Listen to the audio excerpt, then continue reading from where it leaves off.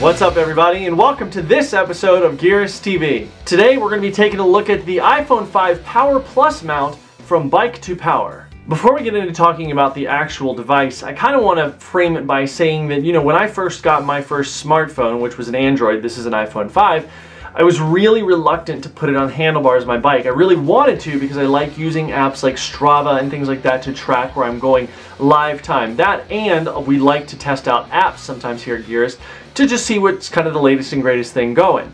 And we were really afraid, I was really afraid rather, that it was going to just jump off, because I have had devices jump off my handlebars before, and I was really reluctant. However, when this thing came along, the attachment, the way that it's attached and how secure it is really caught me and made me want to try it out and just kind of dive right into it. So here we go. Now, since I mentioned that security of the device on my bike is the most important thing to me, the first thing that we're going to talk about is exactly how this thing attaches to the bike, and it does so with this. Now, what is this, you may ask? Now, a lot of times you may see bike mounts for phones or what have you that use zip ties. In this case, it's kind of a rack and pinion thing, and it's tightened by way of a hex key. So what you do is you insert this end around the handlebars into the feed end of the mount there. It's really easy, very self-explanatory, and the instructions are very easy to follow. Then you take your included hex key. This is not the included hex key, but there is an included hex key, and you simply insert it and begin to turn it. And much like a hose clamp, this begins to tighten up. Yes, it takes quite a few turns, and as you can see here, it is starting to come out the back, and it just tightens down and down and down and down. Here's the end being fed back through. Now, what's great about that is that this thing does not come undone, and this is not a flimsy zip tie.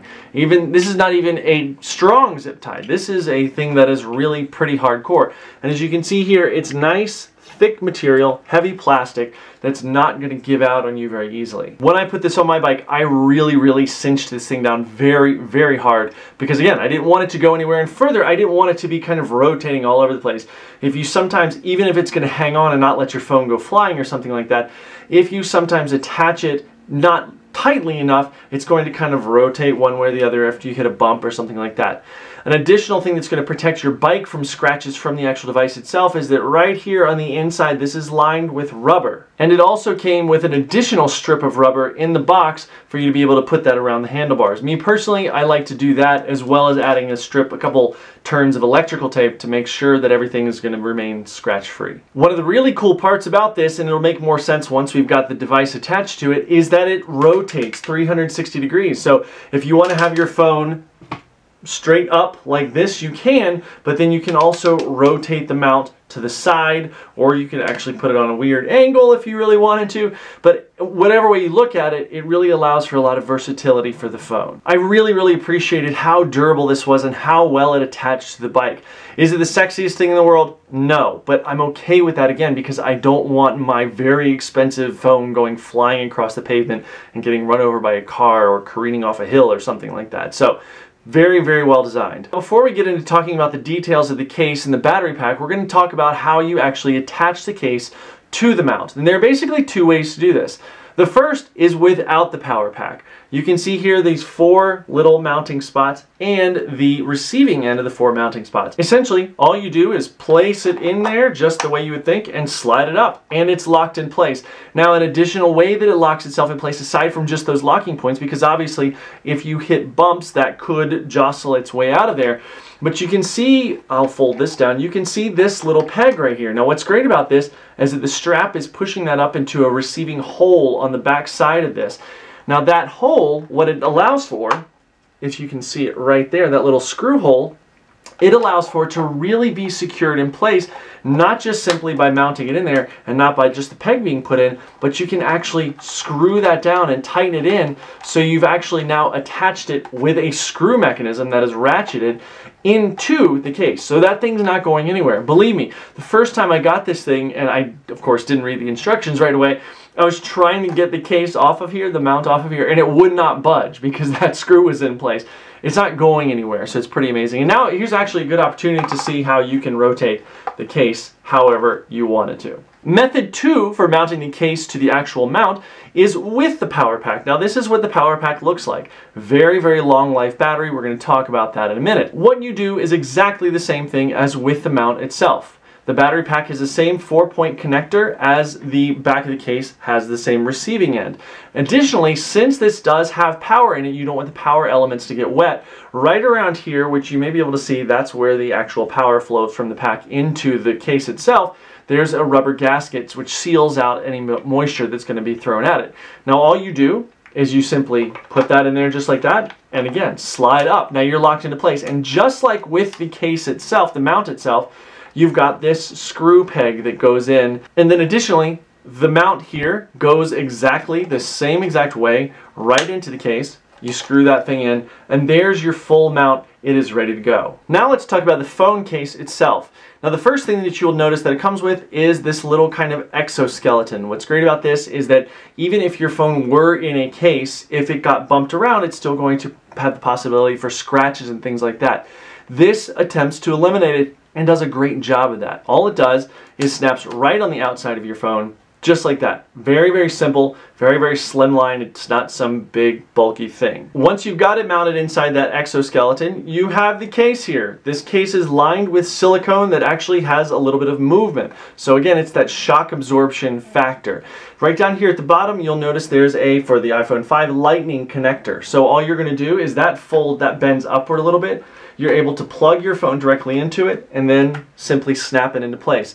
What's great about it is that this case is waterproof. So once you have folded the top flap over, snap it into place, and then again, you've got these double side connectors here that kind of fold up on each side, whoops, fold up on each side and then snap into place. You have really locked that thing in there. And this is waterproof, sweat-proof, snot-proof, whatever, drink-proof, it's proof. It will take care of it. So this is a really great protective thing. Is it the sexiest and most slim thing in the world? No. But again, this is about protecting your phone when it's on your bike. If it does go flying off for any reason, or if you dump your bike off of a big drop or something like that, this is going to be able to protect your phone even more. They've also gone a long way to make sure that you can still use your phone largely as you normally would. You can see that the screen fully, I'll light it up there, you can see that the screen fully provides the same amount of area you would have if the phone were outside the case. Additionally, there's a nice little stand here if you want to keep it in this case and set it up on something. That stand just snaps right back in. You've got access to the power button on top of your phone right here. You just press that and the power comes up, obviously.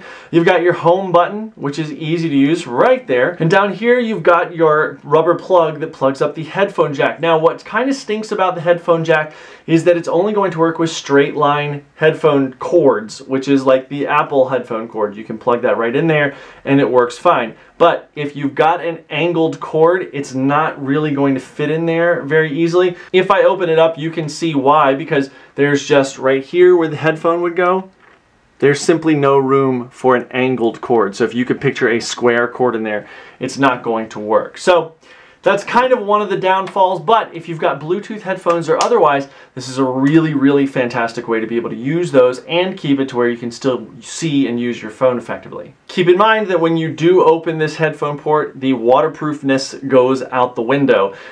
It's not obviously going to allow water to come in if it's just being rained on or something like that, but it may not be a chance that you want to take. Now for what is, in my opinion, one of the coolest parts of this phone is this power pack. Now, first thing I should mention is that this thing has the juice to charge your phone twice, fully twice. If it's dead, it'll charge it twice. That is fantastic. Now, if you're out on a long ride or something like that, and again, using an app like Strava that is updating in the background, that's going to suck your battery down. Now, they've done a great job with apps like that to make sure that it doesn't drain your battery too much, but there is still an element of that. This is going to keep you from that, even on really long rides. It's going to make you able to continue to run those apps. And if you're navigating, you're not going to get lost. So an additional feature that's really cool of this is that it's an external power source. Right here it says in and out. This is where you charge this via the included cord, and then you've got the out port. Now what this is you can actually plug a USB cord right into there and then you can charge your friends' devices. It's really a fantastic feature because this is a power source not just for your phone, but in a pinch for a GPS device or something like that. This is a battery storage pack, a power storage pack if you want to look at it that way. Another cool thing is that this thing is able to be turned on and off. Right here you can see that blue button means that it's on, push it again, it's off. That means you're not sucking the battery dry all the time. If your phone is fully charged up when you start out, obviously you don't want to be doing that the whole time and draining that battery, but this keeps it safe and ready to go for when you need it. Now, the music, one of the cool things about this is that they've gone to try to funnel that music up to these little speaker ports here. It's not amplified necessarily, but it does, because the speakers of an iPhone on their bottom, it does focus that music toward the front. So the sound is pretty decent. You know, it's not like a boombox sitting on your handlebars, but it is going to amplify that sound. Now, if you're moving fast or there's wind, you're probably not going to be able to hear it that well. I've tried, but that's okay. You know, that's not what it's meant for. Again, Bluetooth headphones are a great advantage to this. Now, one of the things that I will mention is that when you want to change the volume on this, there are no access to the buttons on the side where the volume would be turned up because of these lockdown flaps. Rather, what you can do is, if you know the iOS, you can simply slide up and there's volume access right there. So that's kind of a phone trick, not necessarily something that's indicative of the case's capabilities, but your volume switches are blocked out by this side lockdown here. Now, I have to say that for me, this case does a great job. It really does, honestly. It never shifted anywhere or went anywhere or fell off the bike or anything like that. I took it not off-road, it was mainly on a road bike, but I did go on some washboard roads, dirt roads, so it got jostled quite a bit and it never went anywhere, and that's fantastic. I will say again, it's not the sexiest thing in the world, but again, I challenge you to find a bike mount like this that does exactly what this does, that is super sexy. You're like, oh, that is so slim and sleek. And it's not. You know, it does a good job, but it's meant to be beefy to keep your phone protected. It's not super heavy. It adds a tiny bit of weight to the phone, obviously because of the battery pack, and then the mount is quite robust, again, to keep it on the bike, but it's not adding a ton of weight. It's less than a pound, the whole thing, I believe. And it's $89. Now, $89 might sound like a lot, but for something that can, again, charge your phone twice and or charge other people's devices and mounts to your bike successfully without falling off or shifting, that's quite a good price for something like this. I really liked the way that this mount worked. It did not disappoint me at all. I do wish there were access to the volume here, but I would rather have it safe, so these side lockdowns I would sacrifice for the volume, because again, I know that this is how you access it on the front there. It's a great device. It's not something I'm going to leave my phone in all the time, like if I'm going to have it in my pocket. Effectively, this could act as your regular kind of phone case. However, it's a little too big for me. I like my phone to be small. Otherwise, what's the point of getting a small phone? But when I'm on the bike, this is a great alternative to, rather than putting your phone in your jersey pocket or something where you can't see it, you can't access it. If someone's calling, you can see that, hey, that's an important call, or hey, that can wait till later. The phone is right there, right in front of you. Great device to check out, and I strongly encourage you to do that. Now, our question for you is, do you use a bike mount for your phone, or are you a little bit like I was and a little too afraid to use that? Leave your answers in the comments section below. Thank you guys so much for watching this episode of Gearist TV. Don't forget to like and favorite this video and subscribe to our channel. Don't forget also to find us on all the social networks, facebook.com/Gearist, YouTube, The Gearist, Twitter, @TheGearist, Instagram, @TheGearist, Google+, you can find us by looking for Gearist Rocks. If you've got any questions or comments about any of our reviews, please don't hesitate to leave them in the comment section below. And as always, visit Gearist.com and take a look around. You never know what cool stuff you might find. Thank you guys so much for watching this episode, and we'll talk to you next time.